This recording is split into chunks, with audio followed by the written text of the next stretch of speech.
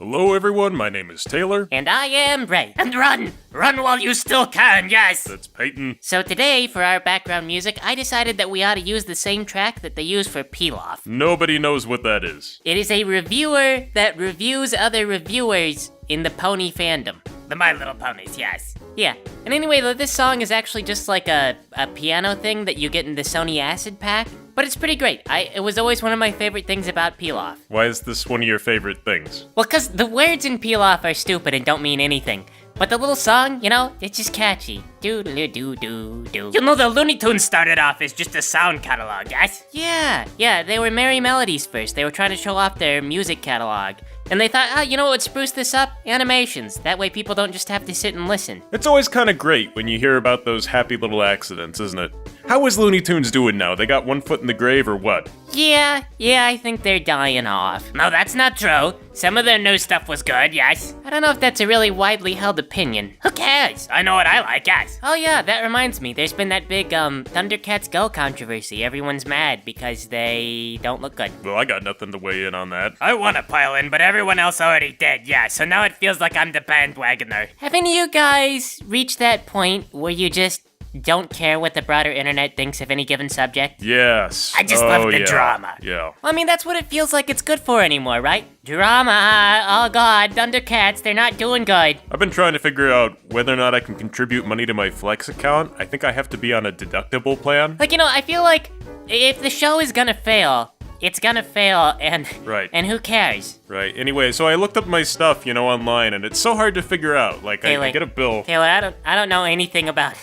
Like, I'm on a sort of a part-time plan, so Point is, I'm concerned with things besides Thundercats Roar. You can do both, yes. What do you mean? You can care about Thundercats Roar and also be all uptight with your hoity-toity healthcare. But why would I want to be, though? Am I an investor? You guys are completely downplaying the excitement that's going on, yes. I mean, not really. Like, the old original Thundercats was really stiff and really... I mean, like, there's sort of a camp thing if you're into that. No, it's not about the show, yes, or the legacy of the IP. Who cares about that?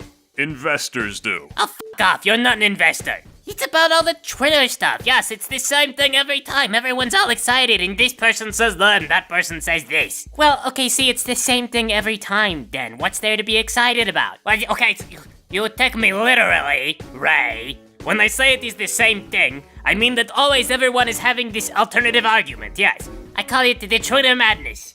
Twitter madness. Yes, I have coined this phrase. If you take it from me, I will cut you. I don't think anyone else is gonna use it. No, if you look at this whole Thundercats Roar thing, it's not that anyone really cares about Thundercats Roar.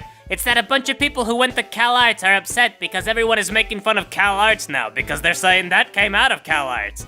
This terrible show is going to be a Cal Arts product. Yes. If enough people believe that, they'll destroy that school. How much does it cost to go to one of those private art schools? I think the average for a private college is like 50,000, 100,000 a year, something crazy. Sheesh.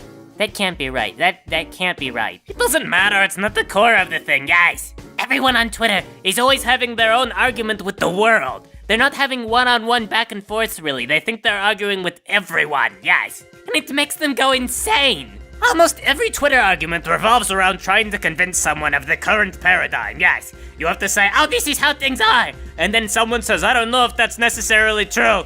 And maybe from their perspective, they're correct, because things aren't the same everywhere. But then you have to have the argument with the world. And you say, no, this is how the world is, yes. I do notice that a lot of Twitter arguments revolve around people discussing how they think things are. Like, they want to prove what the problem is before they even discuss any solutions or why they think that they would work. Well, I believe that telling people what the problem is now called raising awareness. So everyone is aware that you think that certain things are a problem. Yeah, like someone's gender or his hair color or whatever. Yes. But I mean, obviously the problem with this is that, different perspectives are all going to be right in different ways, so you need to come up with piecemeal solutions to different problems that you're perceiving. But they can't do that on Twitter, yes! And the president is on Twitter talking about politics all the time. It is so terrible! Okay, so I looked it up, and I'm not sure if I'm reading this correctly, but apparently yearly tuition at Cal Arts is like $50,000. Oh my gosh. You know, they talk about animation being kind of a clique these days, and no wonder if you have to spend $50,000 a year. Yeah, man, like, how are they getting graduates? How are people putting this much money into an arts degree? If I had to spend that much on my education, I would also fight people tooth and nail for belittling it. Oh my god. How would you justify paying that much for arts? Yes. Well, cartoonists bring joy to the children, Peyton. Millions of children nationwide. What is the value of a smile, and what is the value of millions of smiles? Children will laugh at a fart. It's nothing. It's worthless.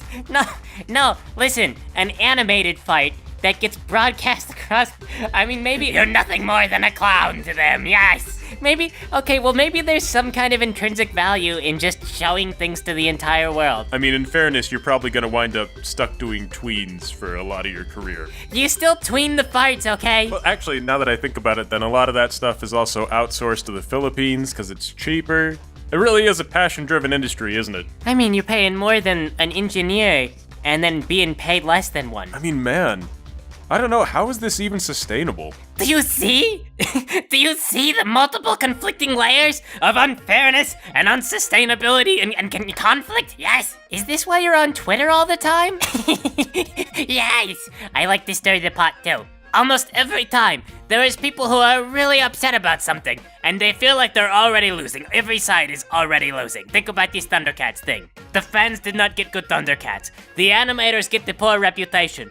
CalArts gets the poor reputation, even though people are paying hundreds of thousands of dollars, yes. Everything is out of everyone's control who is involved with this fight. But everyone feels compelled to fight anyway because they are losing, and they just want to gain some purchase in the world. And you're just in there making things worse and making everybody less happy. Not even, yes. They're already unhappy because they're already losing.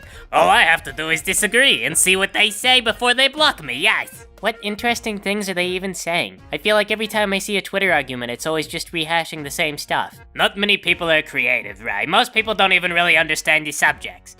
Take Gamergate, you know, that was an interesting one. I'm pretty sure we're gonna get the YouTube channel deleted just mentioning that topic these days. Okay.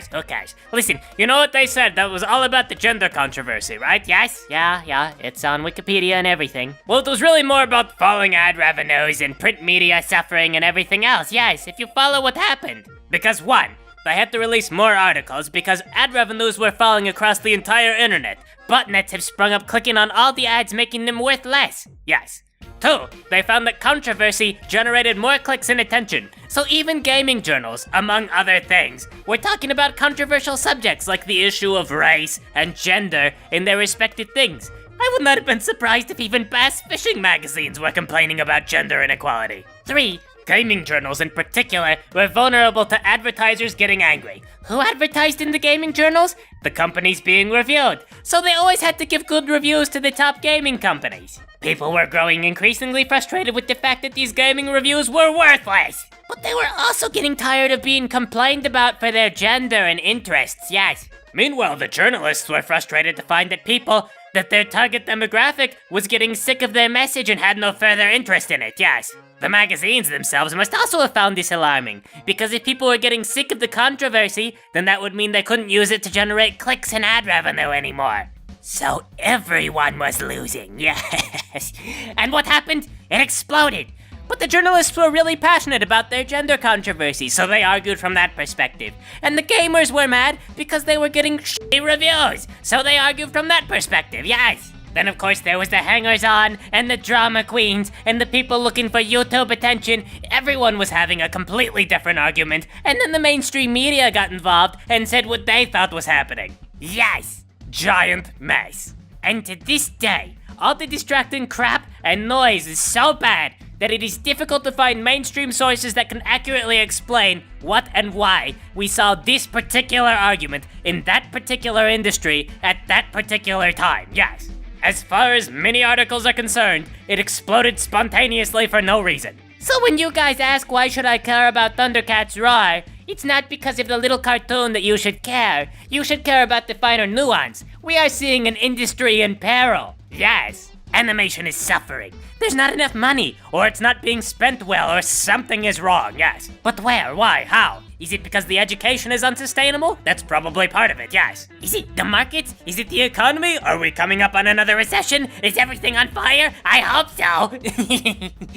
Yes. Wow, that has got to be the most that you've spoken during one of these Let's Play things. And probably, definitely your longest monologue. That's not true, I did all of KB, yes. Well, that was solo. I mean in our group thing. The point is, if you fools dismiss these Twitter drama things, then you're going to miss everything. Because when the mainstream media gets around to it, they're just gonna latch on to whatever stupid repeating argument that everyone is using on Twitter to get themselves talked about, yes. But the truth was, it's all beginning because there's some deep-seated problems in this industry. You know, I don't think this Thundercats thing is gonna turn out like Gamergate. Gamergate had ideological components that people really wanted to argue about. Well, whatever, maybe it won't blow up, but it'll at least be a signal fire, yes. So when the larger problem kind of explodes, you'll know where this came from. Well, everyone, that was Dong Kong. We apologize for you joining us today. Thanks for playing with us and everything. Follow the drama! Stoke the drama, yes! Yeah, and speaking of drama, we got a comic featuring us. If you guys want to check it out, there's a link in the description. It's a great comic, the art is great, everything's great, and otherwise, we appreciate your support on Patreon. It's a really big deal to us. Thanks for joining us, you guys. Have a great day.